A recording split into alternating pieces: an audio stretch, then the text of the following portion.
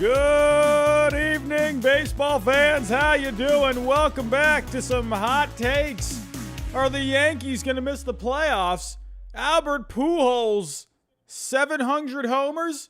Could the Brewers actually trade Corbin Burnes? We're going to talk also the new schedule for Major League Baseball in 2023.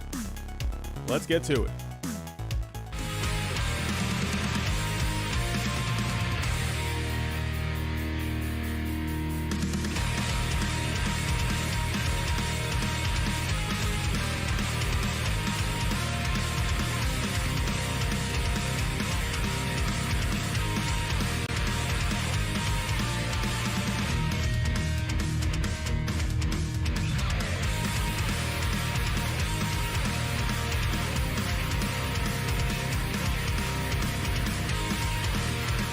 Good evening, baseball fans. Hello. Hope everyone likes the updated intro for Hot Takes. What is going on, everyone? How you doing? Welcome back to Hot Takes. We haven't done this in a couple of weeks. I was going to be doing this last week, but busy schedule lately. Had to push it back to what is today? Wednesday? I think today's Wednesday, right? I had to push it back to tonight.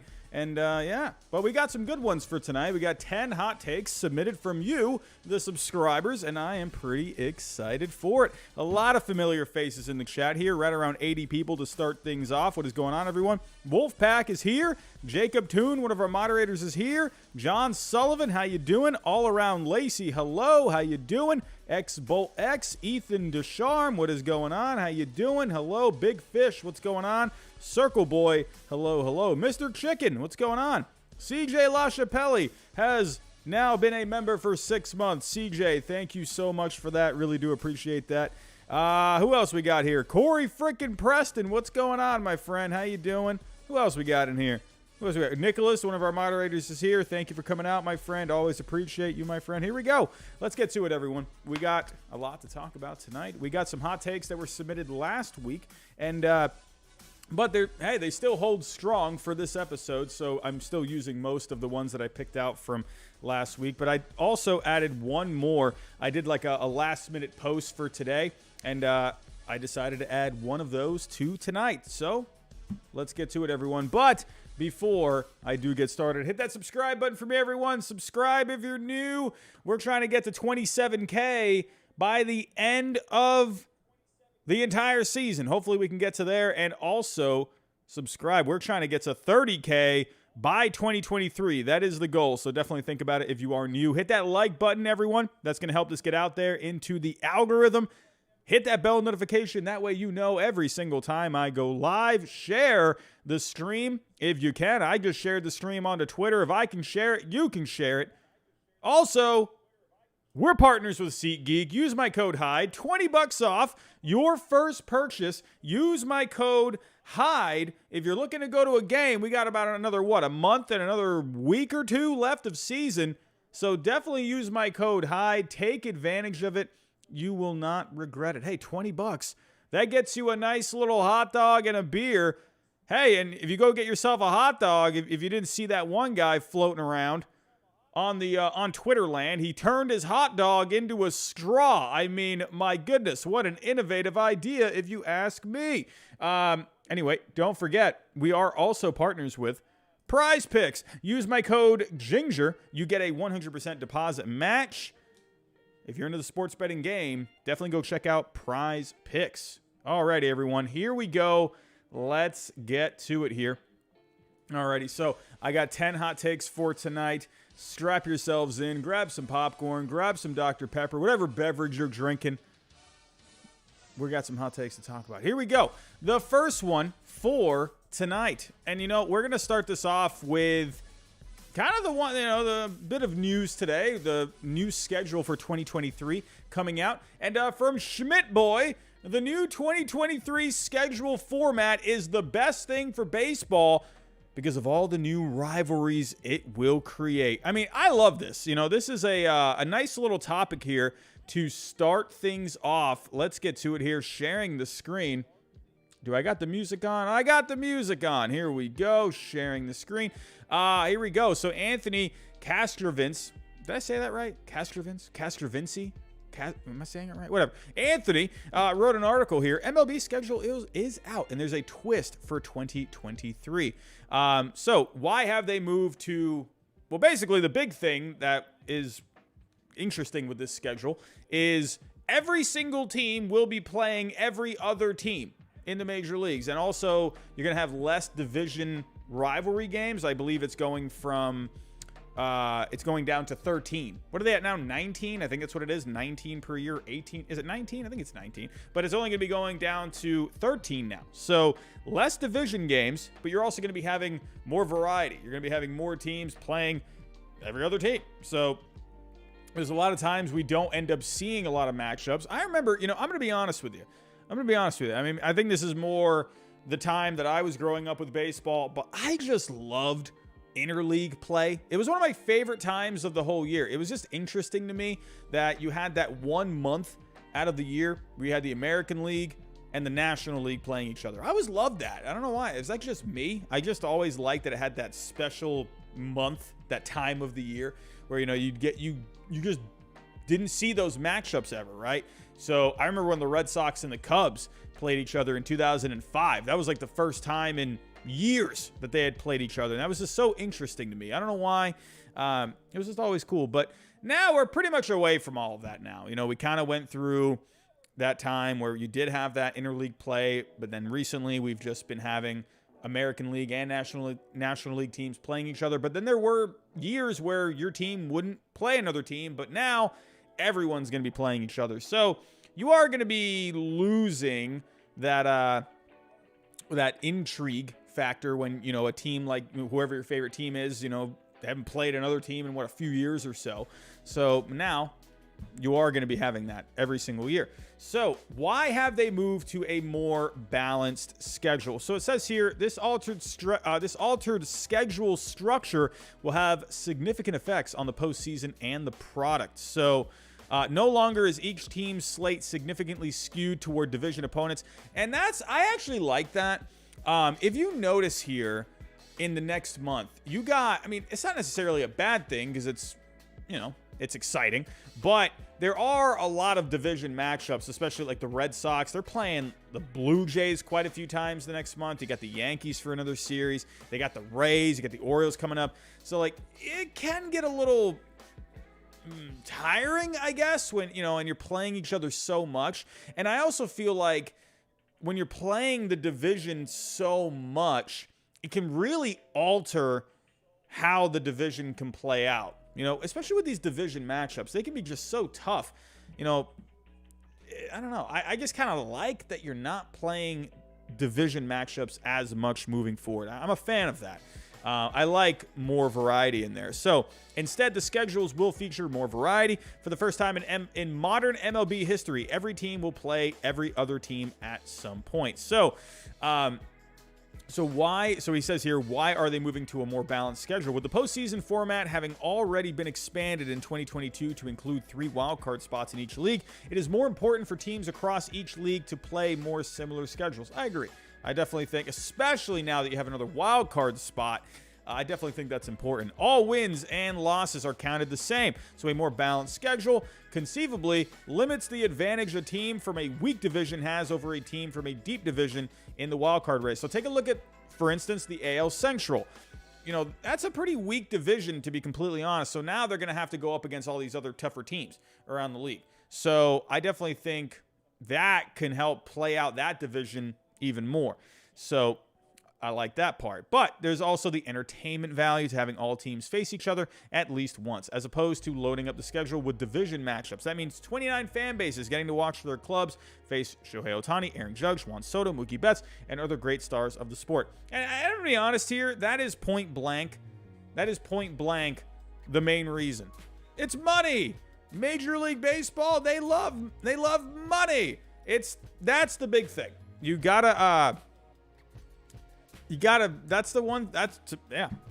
it. It's the money. You got Aaron Judge, Shohei Ohtani, Juan Soto going to these parks, right? Like Shohei Ohtani going to Pittsburgh, right?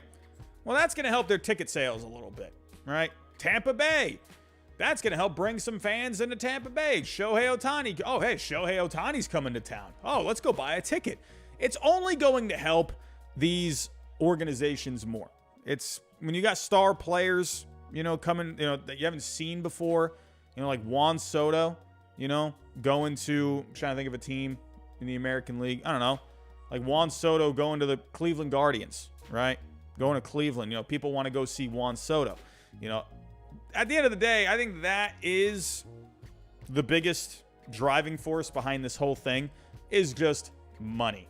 That's pretty much it. You're only going to, and you're going to add intrigue, right? You're going to add more variety. And I think, hey, people love variety these days. People want to be able to pick more. We got all these different matchups we can pick from. Let's see, let's see which one we think is the most fun. All right? I definitely think that's a big part of it. So in the end, I agree. Major League Baseball, you're a business. Add some more variety. Add some more star power going to other towns, other cities. I definitely agree with that. Matthew, what's going on, my friend? $4.99. What can the Padres do to turn it around? Man, oh man, Matthew. Let's go take a look here. So, as always, if you do have a super chat, or a hot take, you can drop it in. I've already picked the hot takes for tonight, but if you do have a hot take that wants to get into the show, you can drop a super chat. So, Matthew, what can the Padres do to turn it around? Well, let's go take a look here. Since we're talking about the schedule, let's go take a look at the schedule for the Padres really quick. So, with the Padres, again, it's kind of, I don't know what it is. You just added Soto, Bell, and I don't know. The offense just doesn't really seem to want to get going, man. I don't know, man. Cleveland winning today. Blake Snell not at his best today, winning yesterday. And then, so they've won the first 2 games of the series. But to be honest with you, I don't know what it is with this offense.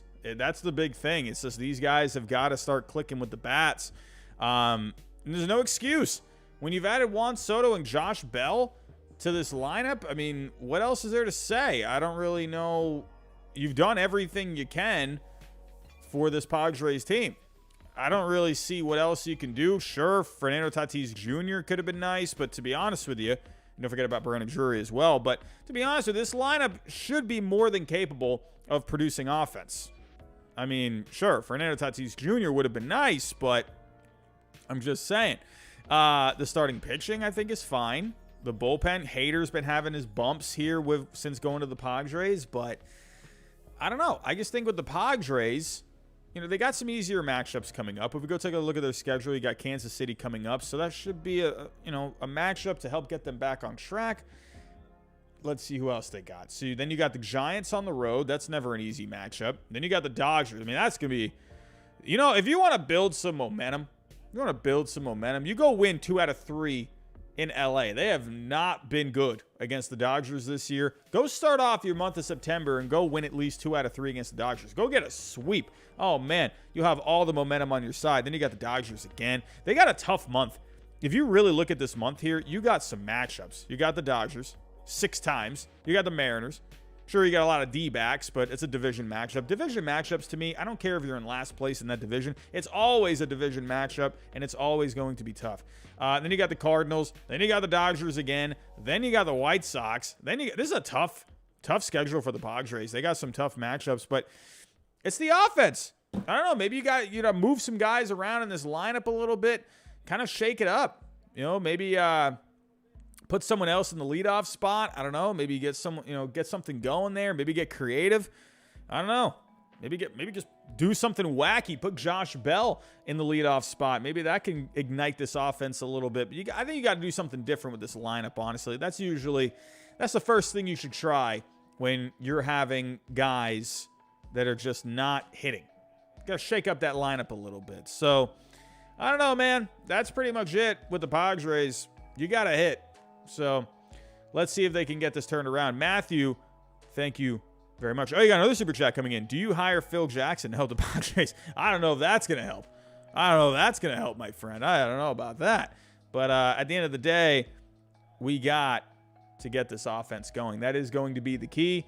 I think the starting pitching is fine. I think the bullpen is fine. It's just the hitting. So, Matthew, I do appreciate you, my friend. Thank you very much. So, getting back to the schedule, I think it's great. Major League Baseball, it's only going to add some money. You know, you're going to be selling more tickets this way. So, he asks here, is the 2023 schedule truly balanced? Not in the strictest sense, no. Teams will still play more series against individual division opponents than any individual opponent from another division. But the schedule is nowhere near as weighted toward division play.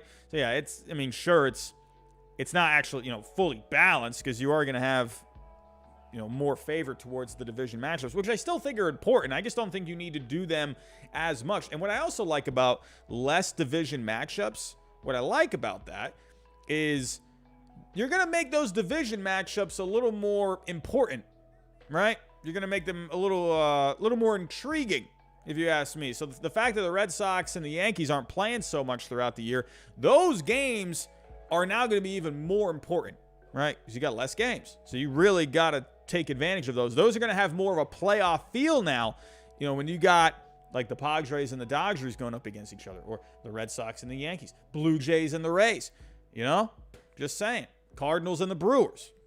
Less matchups between the two, they're going to make them more important by default. Now, how many games will each team play against non-division league opponents? So 64 intra-league games for each team, 32 at home and 32 away, so that goes down from 66 to 64. Teams will play 6 games against 6 league opponents and 7 games against 4 other league opponents. This is the reverse of the previous format in which teams played 6 games against 4 league opponents and 7 against 6 league opponents. So, how many interleague games will each team play? This is obviously the biggest change here. So, 46 total for each team. They were at 20 this year. That's a huge increase. Huge. It's massive. 26 more games. I love it. I love it. Teams will play a home and home series, 4 games total, against their natural interleague rivals. So like the Yankees and the Mets, Dodgers, Angels, Cubs, White Sox, and another 42 games against other interleague opponents. I love this. Hey, I'm always in favor of seeing these crosstown rivals playing each other. I love seeing the Yankees and the Mets. Hey, Yankees and the Mets, they've been duking it out this year. And you notice when those games are on, like the Yankees and the Mets this year, they're obviously 2 good teams, but they're drawing money, man. They're drawing ratings. They're drawing ticket sales. They got like a playoff feel to them, right? They got to take advantage of that. Hey, just saying. So taking a look here, what impact will the balanced schedule have? Though the travel, that's one thing I did consider, was there's going to be a lot more travel. But to me, I think Major League Baseball, they probably weighed it. They probably thought, all right, yeah, they're probably going to have to spend more on travel. But in the end, I feel like ticket sales are going to be better overall across the league. So I think that's kind of course, you're definitely going to be traveling more. Now, could that become an issue? You got to remember that, hey, these players, they're real people, right? You're going to be flying a lot more. Hey, going on flights and everything, they can get a little taxing. So it'll be interesting to see.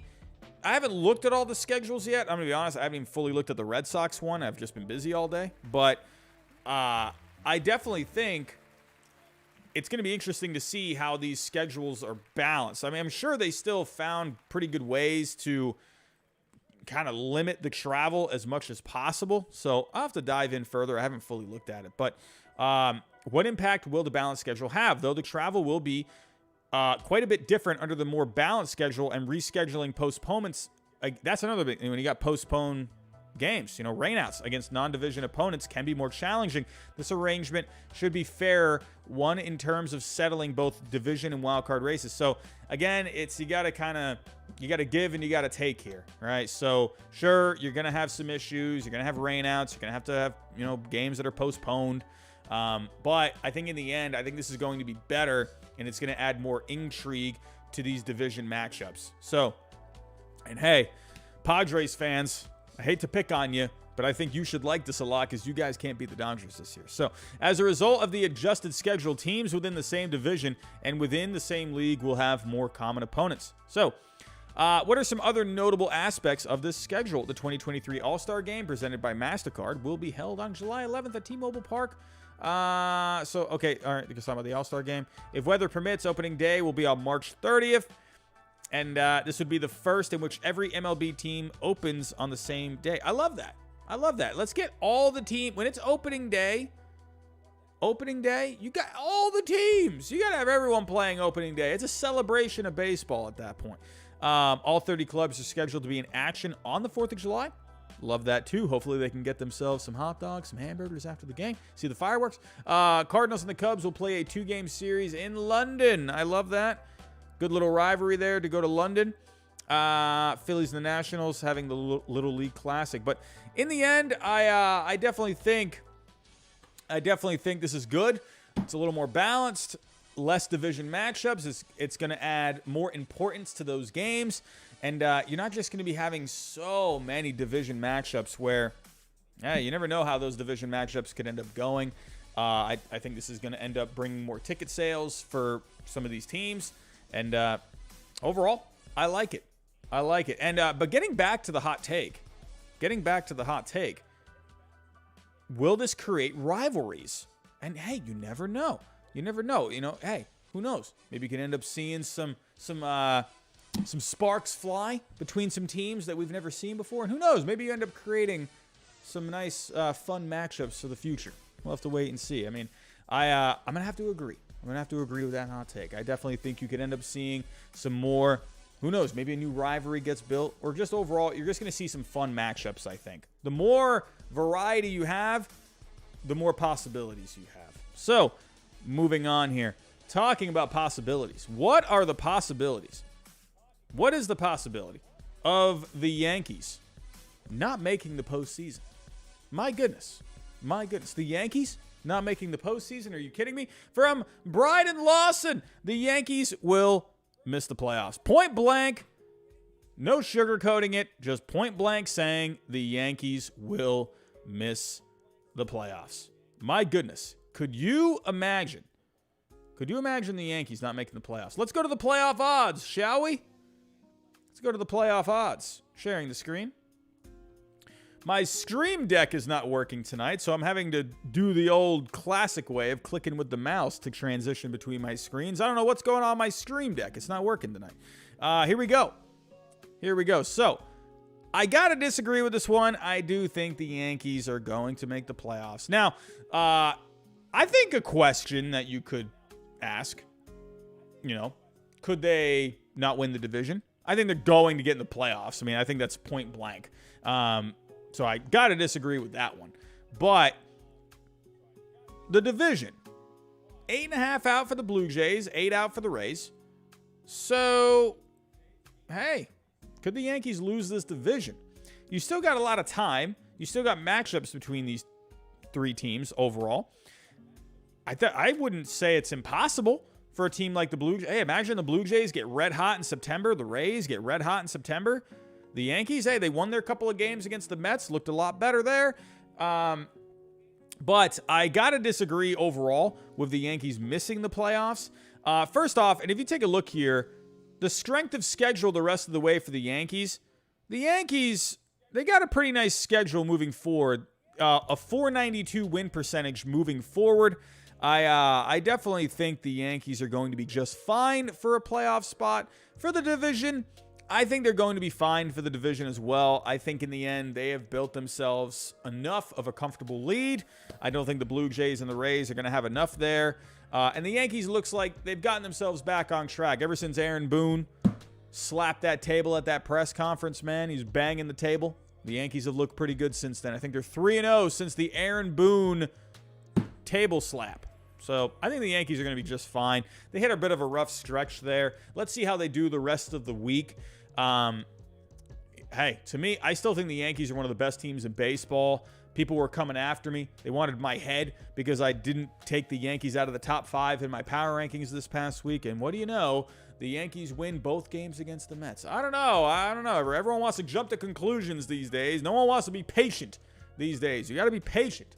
I kept the Yankees at number 5. And everyone always wanted to, come after me with pitchforks. But hey, look what happened. Let's see how the Yankees do for the rest of the week. But no, I think for this, the Yankees are definitely making the playoffs. I disagree with that. And the division, I still think they will hang on to this division. Now, will they, where will they be when it comes to the best record?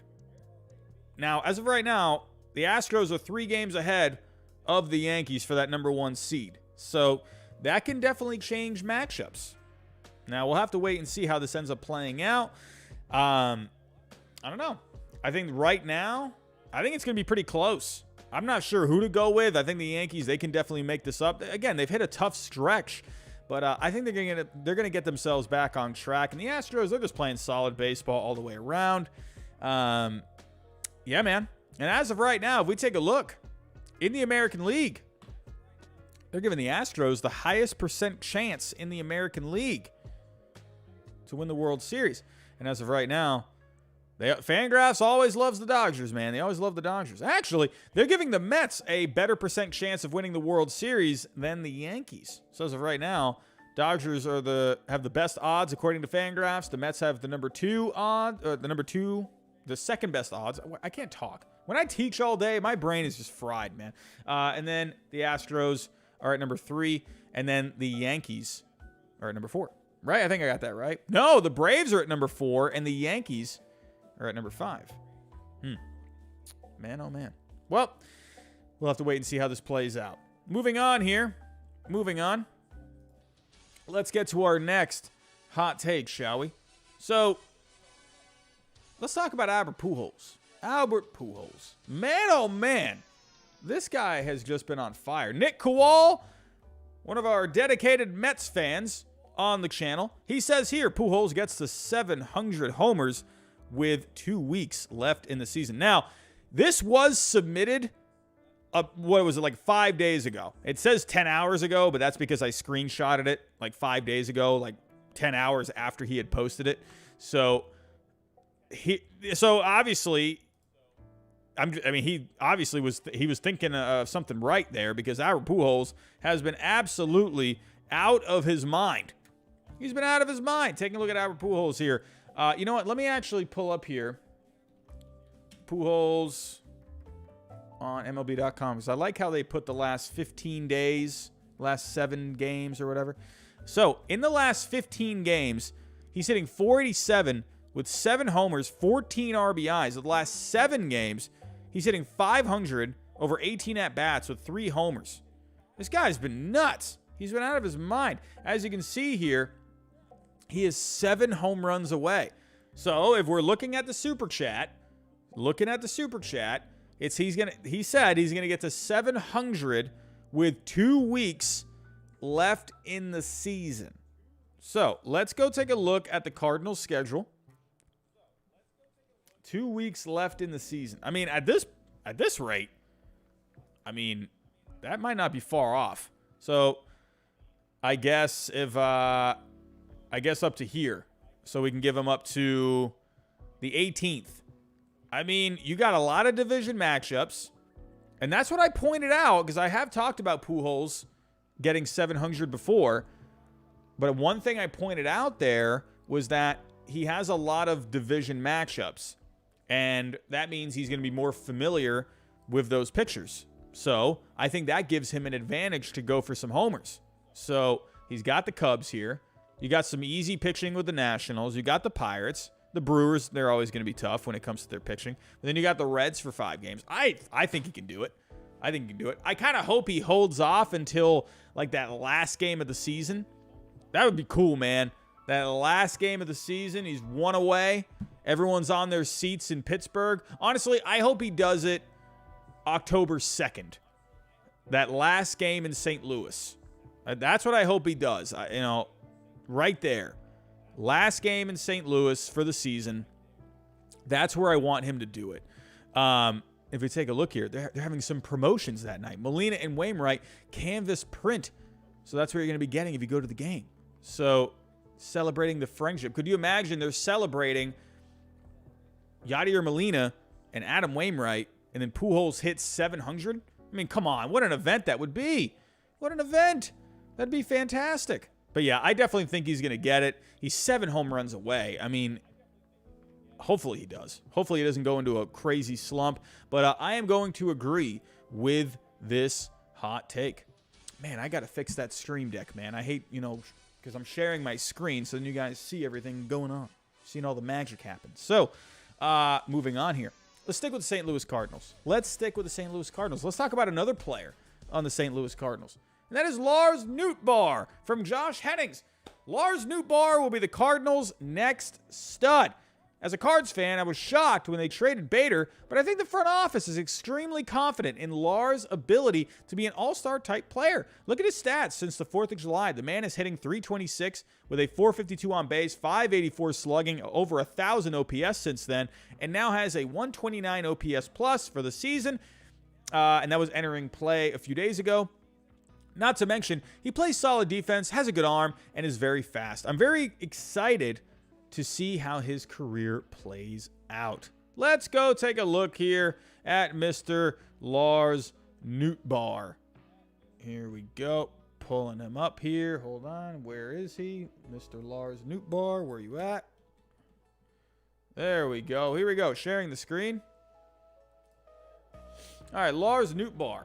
Man, oh man. Overall, 70 games. He's hitting .243, but he has a .363 on base. That's really good.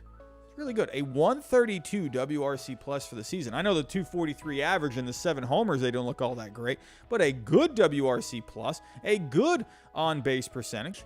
These guys have been doing great, man. And with Lars Nootbaar, man, he hasn't really done all that much, but let's go take a look at the splits. If we take a look, he had a rough couple of, months to start the season. If you take a look in May, he was hitting under 100. It was only 6 games. But and in April, I think he was dealing with some injuries at that point. I can't remember. But June, he was rough. But then July, really came alive in July. Hit a few homers there, hitting over 300. In August, hitting .302, 2 homers, 10 RBIs. I mean, this guy's been really good in the last couple of months. He's been a way better hitter in the second half of the season. Just saying. Now, when it comes to the righty-lefty matchups, he needs to hit lefties a little better. Not doing all that great against lefties. He's only hitting .195 against lefties. But against righties, definitely doing well against the righties, man. So, he's a left-handed bat.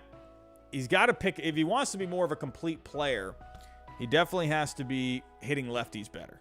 So that is one thing, man. We'll have to wait and see. Fangraphs, they give him a future value of 35 plus. So, maybe that could get a little better, but he has been hitting really well.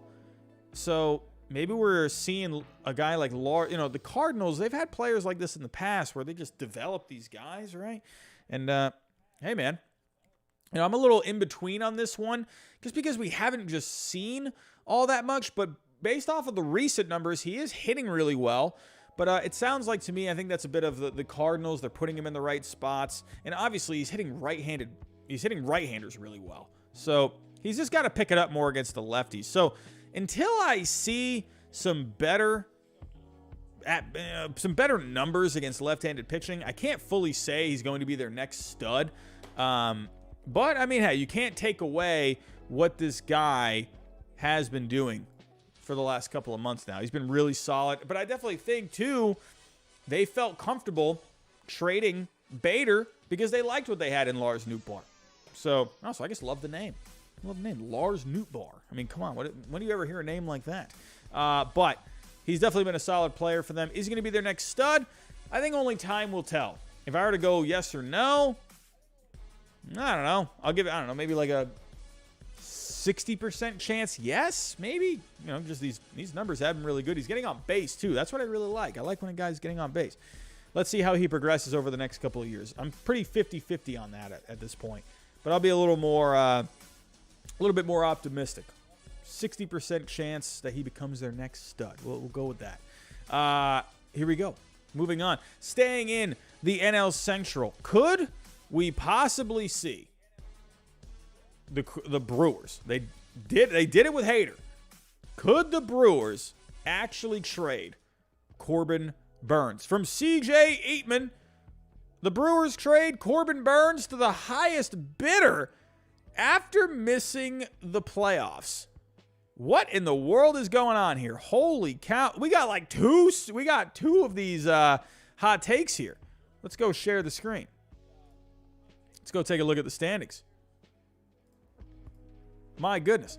We got the Milwaukee Brewers, as of right now, 5.5 out in the division, 1 out in the wild card. I did predict that the Brewers were not going to make the playoffs this year. So, as you can see, they're not out of it completely.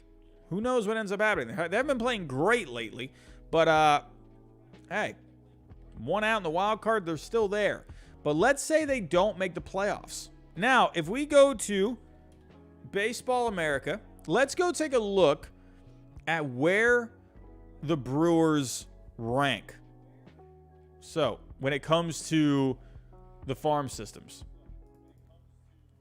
So, Baseball America, they recently updated their prospect or their organizational rankings when it comes to prospects. And as we can see here, U.S. veteran with a $5 super chat. Your take, do the Mariners make the playoffs? Yes, they do. They're going to do it.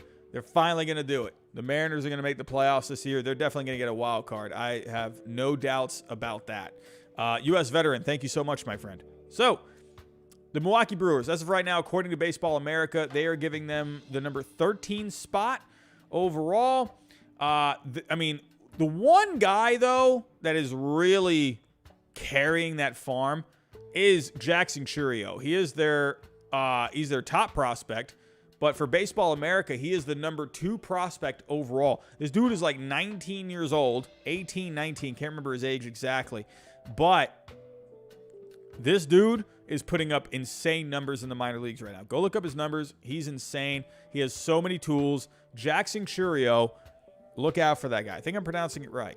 But the Brewers, other than that, they don't have a lot in this farm. Someone like Corbin Burnes would bring in an absolute haul. Baseball trade values, the best baseball trade simulator out there.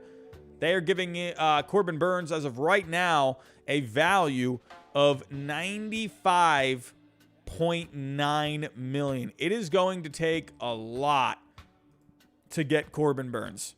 So, looking at the payroll as of right now, and that's another thing. You got to be thinking here, Corbin Burnes, he's having another great year. This guy is going to be getting closer and closer to free agency. Looking at where Burnes is. So, after this year, he's going to have 2 more years. I mean, they could get a ton for him. And the Brewers they've done pretty well at developing pitching. I mean, obviously, Corbin Burnes here for an example. But, it just really depends on which way. If they don't make the playoffs, are they going to... The thing with the Brewers is they don't have a lot of money on the books. You got Yelich long-term. You got Wong. There's a club option. I wonder if they end up just turning that down. McCutcheon's going to be a free agent. So could this be a time where the Brewers maybe go into a bit of a slight rebuild, right? I mean, you do have a lot of young players here. But, I mean, not all of them are really like young. I mean, you got like guys in the 30s, right? But you got some other guys here. If you really think about it, you got Luis Urias, you got Rowdy Tellez, Eric Lauer, Willy Adames. You know, these are guys that you can solid players you can build around. But Burnes, man, that's your guy. You know, I don't know. I feel like there would be more of a chance that they would trade someone like Brandon Woodruff, you know? I feel like you would want to hang on to Burnes, like this is going to be your guy. Like Woodruff, on the other hand, Woodruff would give you a pretty nice package of prospects back. So I would say no on Burnes. I just feel like, I mean, they traded Hader. I mean, Hader did not have nearly the same value as Burnes does. But if they did trade Burnes, oh boy. Oh man. That would be a haul. They would get some prospects. I'm sure they could get a major league player out of it. But man, I will say no on trading Burnes. I think more likely you could see someone like Woodruff get traded. And I'm not saying he will, but I would see maybe him instead of Burnes. Like, this is a guy you probably want to try and lock up for the long term. I don't think so, man. I just think Burnes, that's a guy you build your rotation around this guy.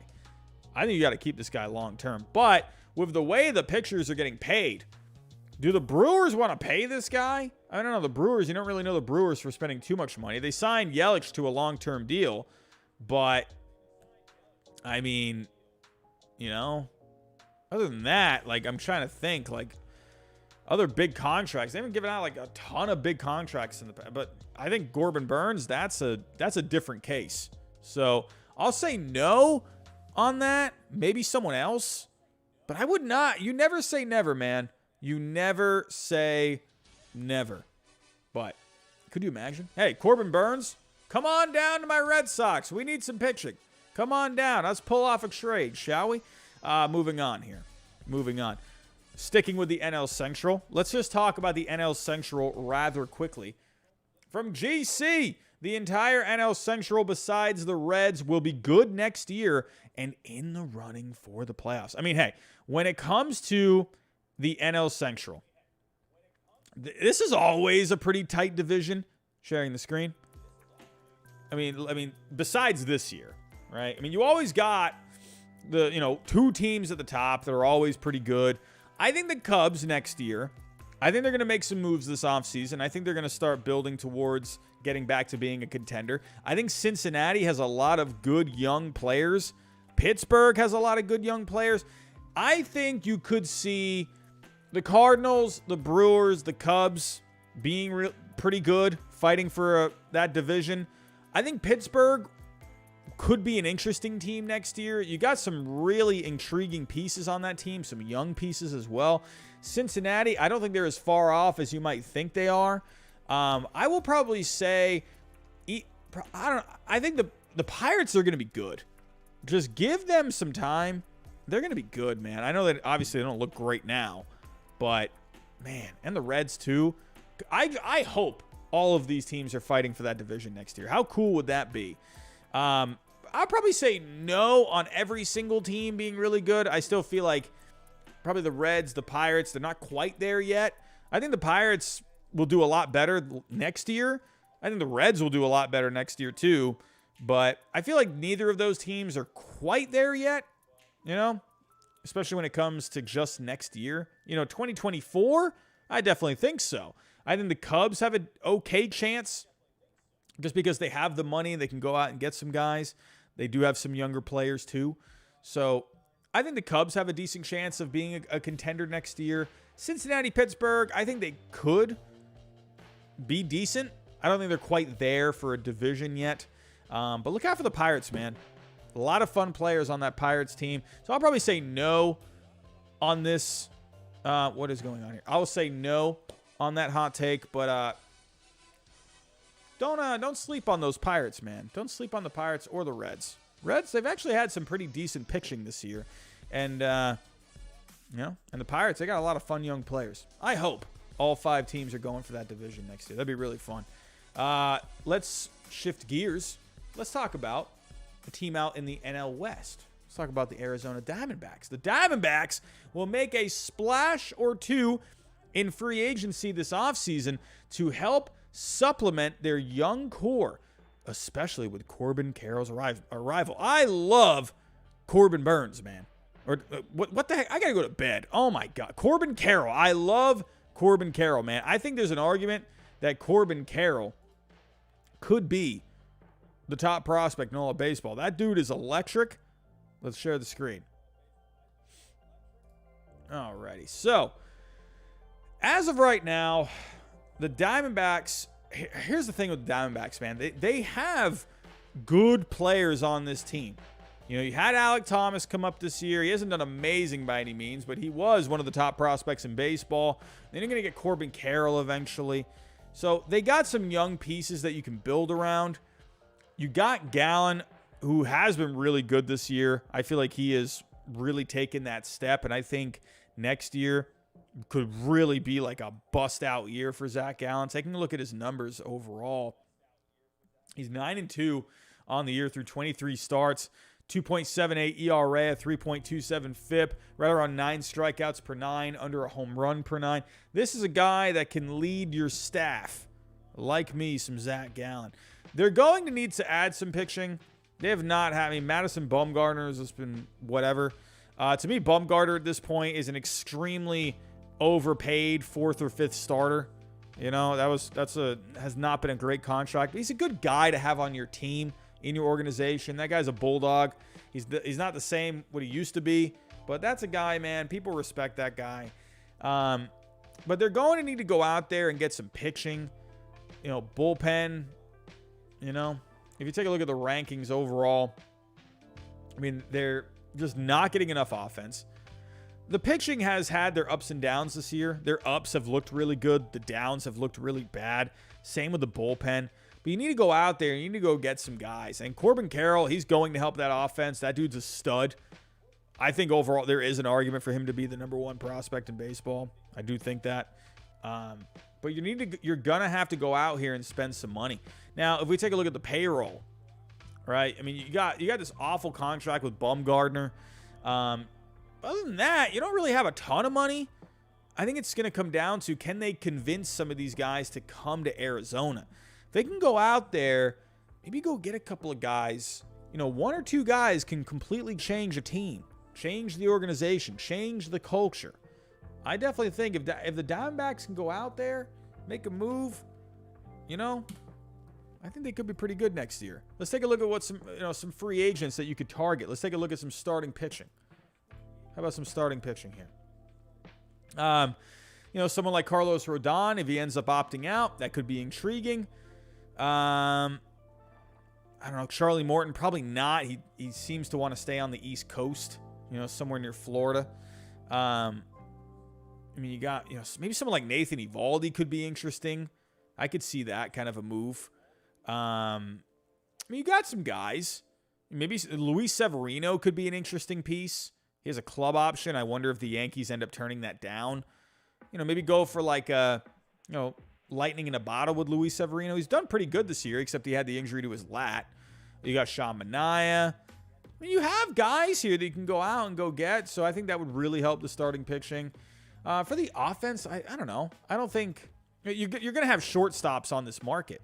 Could you go out here and go get someone? I know that the Braves supposedly have been talking to Dansby Swanson about a contract extension, but if that doesn't get worked out, could you maybe go after him again? Maybe you could, hey, bring in Dansby Swanson. If you remember with Dansby Swanson, I mean, I'm just saying here,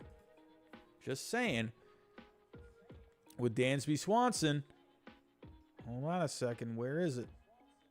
He was drafted by the Diamondbacks. First overall pick back in 2012. Could he come back to Arizona? My goodness. Man, probably not, because you got a young shortstop in Jordan Lawler. But, I mean, come on, that'd be pretty fun if you ask me. But you probably won't see that. So, I mean, could they go after one of these shortstops? Sure. I don't know. If I'm looking at the Diamondbacks right now, I'm just looking at some positions that you can upgrade. Christian Walker. He's done all right. He's had a lot of power this year. I mean, maybe you could make an upgrade at third.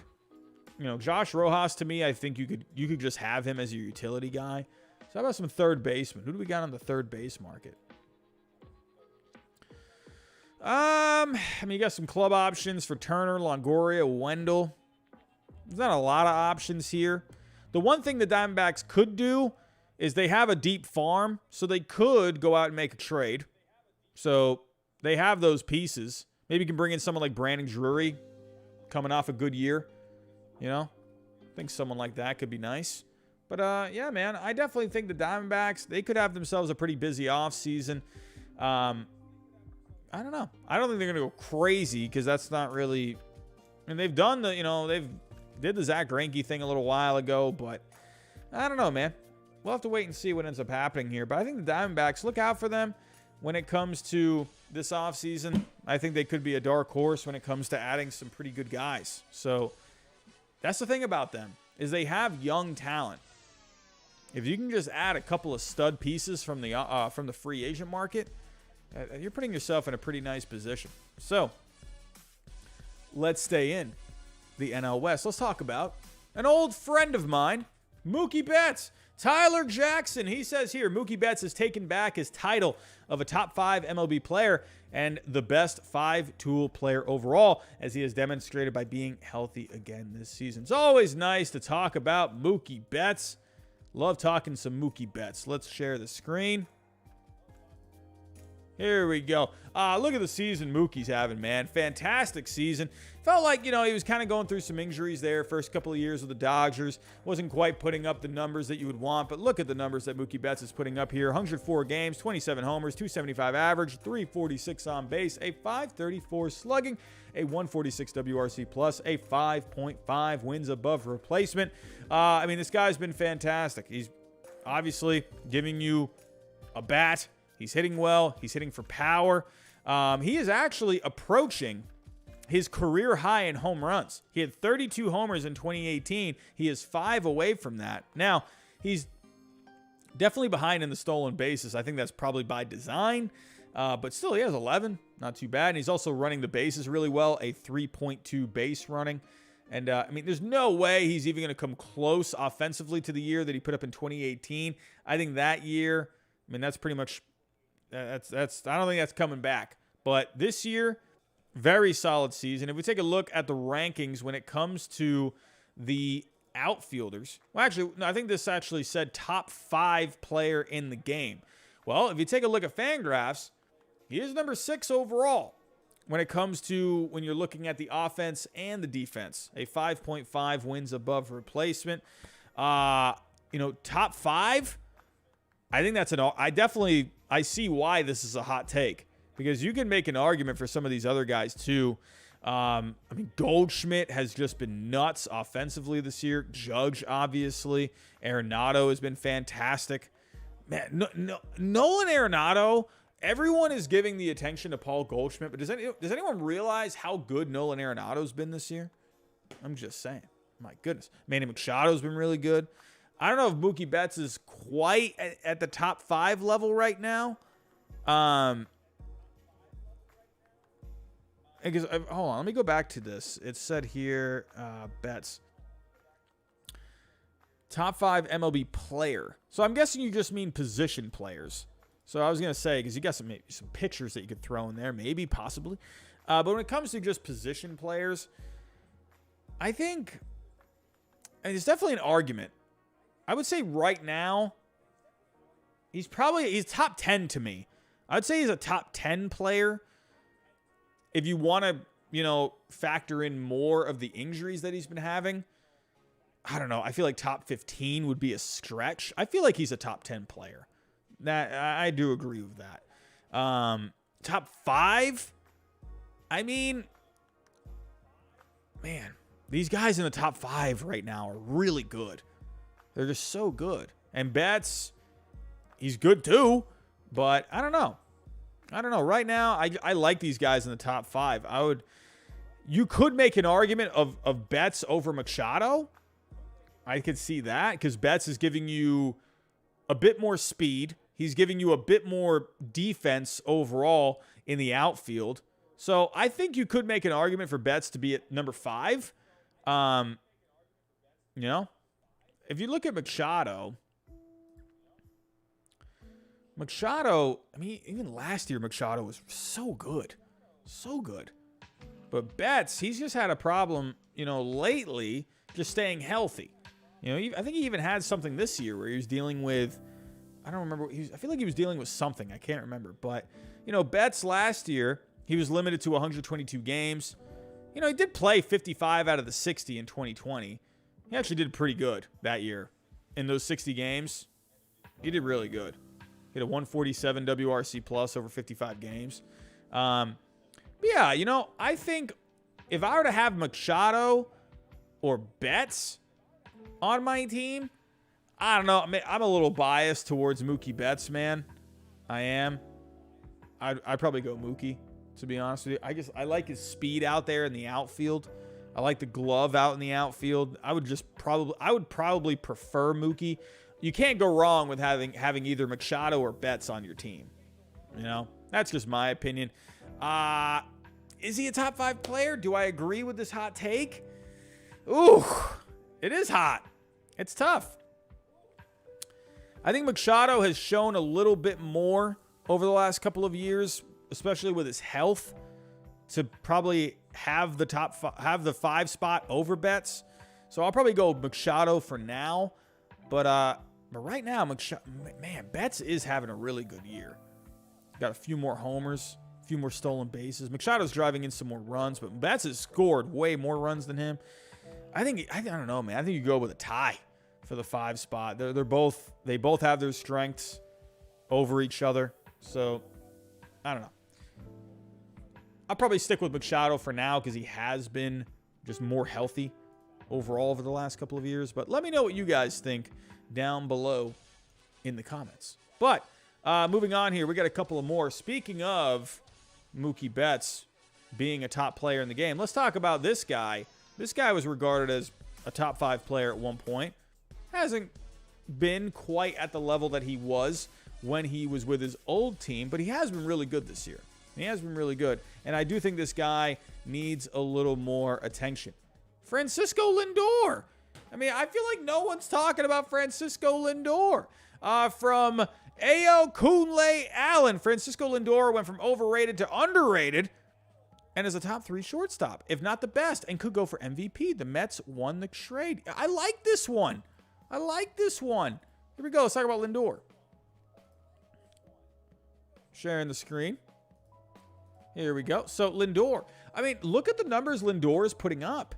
These are great numbers. Hitting 272, 346 on base, a 454 slugging, 21 homers. I mean, sure, would you like to see a little more slugging out of him? Sure. But he's giving you great defense at shortstop. He's hitting for some power, stealing some bases. He's driving in runs. He's good on the bases, a 3.7 base running. If you look at the overall statistics, Francisco Lindor is the top shortstop in the game this year when it comes to offense and defense combined. Now, when it comes to Trey Turner is, according to the offense on Fangraphs, Trey Turner is number 1, but Lindor's defense has been superior overall. So I feel like Lindor is the more complete shortstop. U.S. veteran, take Mookie. U.S. veteran. I love me some Mookie Betts, my friend. I love me some Mookie Betts. I think I've got to agree with you. If Betts can just stay a little more healthy, I'll go with Betts. But here we go. Taking a look here. Francisco Lindor. What I also like about Lindor is keeping the strikeouts down, and his walks are up.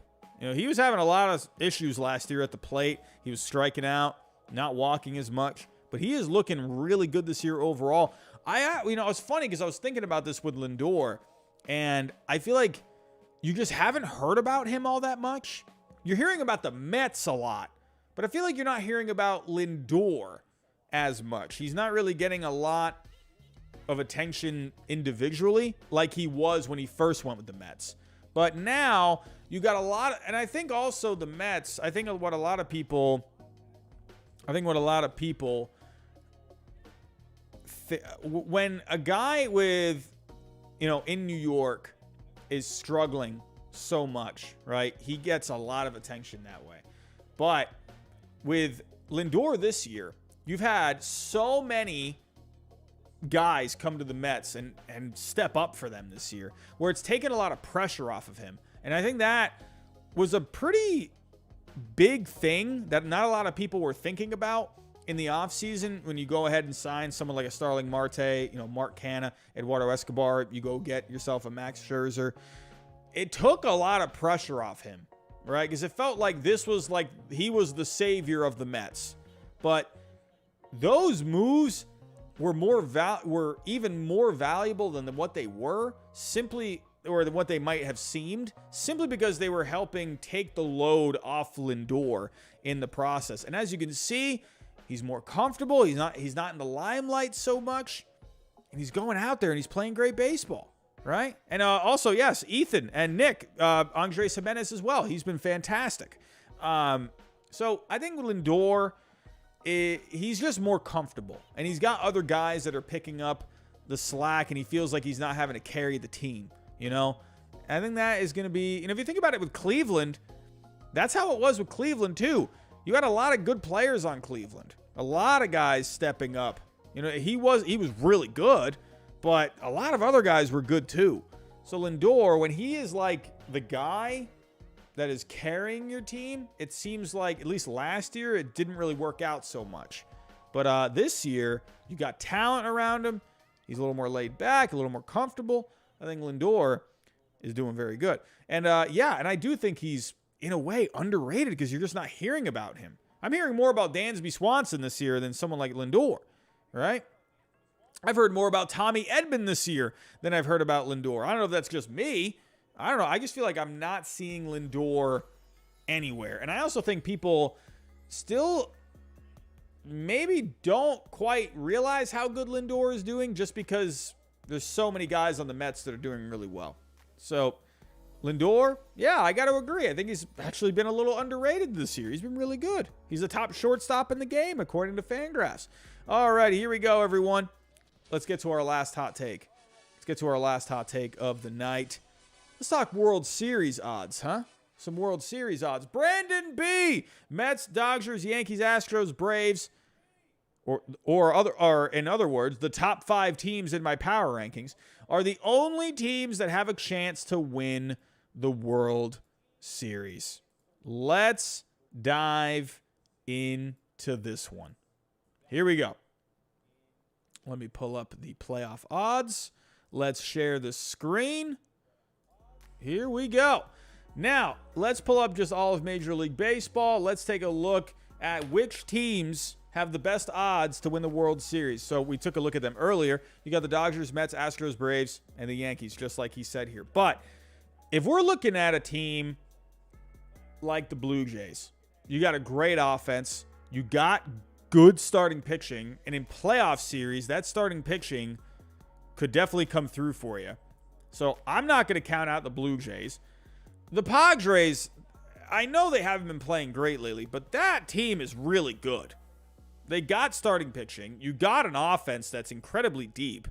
The bullpen, I think, is fine. The Padres, you can't count them out. Phillies have great starting pitching, right? You got Nola and Wheeler at the top, and in a playoff series, I wouldn't want to go up against those guys. The Mariners, now, I'm going to be honest, I don't know if the Mariners, I don't know if I'm giving them a ton of a chance to win the whole thing. I feel like they're not quite there yet. But, hey, Luis Castillo, if you just, puts the team on his back, goes out there, does his thing, who knows, man? Maybe that guy can, got a little Logan Gilbert in there too. That offense, I feel like they haven't fully hit their stride yet. Who knows? Maybe the Mariners get hot. I like the Cardinals. They were my preseason pick. Look how good the Cardinals are playing. I'm just saying, Goldschmidt, Arenado in the middle there. Oof. You got a lot of guys stepping up. Jordan Montgomery has been great for them. Michaelis has been awesome this year. Adam Wainwright. What else is there to say? He's been solid. Look what he did last year in the wild card game. He was really good. And they just didn't have any run support. I like the Cardinals. I do. I'm still holding pretty firm at my Cardinals pick to win the whole thing. It's looking pretty good so far. Ross Stacy, Michaelis, tough day at the office. Did he have a tough game tonight? Tough game for Miles Michaelis tonight. What's going on? Oh, what do you know? My Red Sox are losing. Great. I love it when my Red Sox are losing. It's fantastic. My Red Sox stink. My goodness. I don't know. We're looking to the future. Maybe they can get hot in September. Where are the Cardinals at? Here we go. Oh, 5-1 Cubs. So Michaelis, not a great night tonight. He's had a good year. Definitely had a good year. Yeah. He went into the 7th inning. He gave up 3 earned, 5 runs total. He didn't have a bad night overall, but he went into the 7th inning. So, but I definitely think, yes, these top 5 teams are really good, and I think, they have, the Dodgers are just so good. The Mets, Scherzer and DeGrom in the playoffs. Get out of here. That is stupid. The Astros are just really good again. Verlander in the playoffs. You got tons of pitching there. Astros. The Braves, I think, have one of the best chances of repeating a World Series championship than a lot of other teams in the last, since the Yankees back in 2001 or 2000. I mean, the Yankees obviously I think are a great team. I'm not going to count out some of these other teams. I think the Cardinals are good. The Blue Jays offense is scary. They got some decent pitching there. I don't know about the bullpen though. Padres, they have a good team. Can they put it together? I don't think it's completely set in stone that one of these top 5 teams are going to win the whole thing.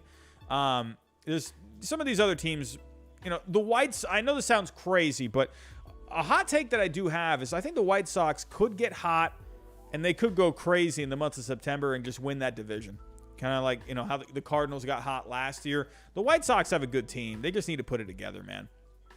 But, it's kind of hard to agree or disagree with this.